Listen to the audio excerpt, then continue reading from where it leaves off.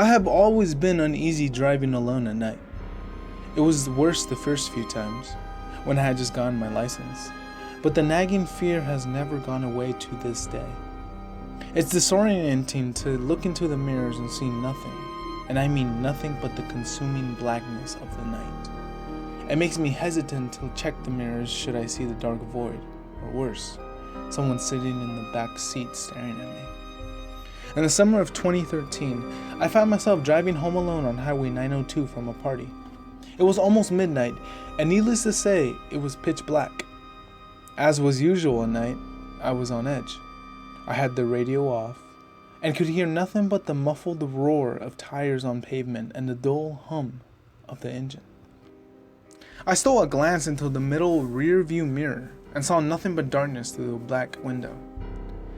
I know that I looked backward and saw nothing, I'm sure of it, just the seemingly endless blackness of the night.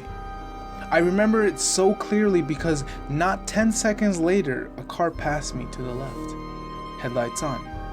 I had one of those sudden adrenaline rushes when you think you see a person outside your bedroom window when it's just a tree, or when you start awake at night with the feeling of falling. 10 seconds earlier, nothing had been behind me.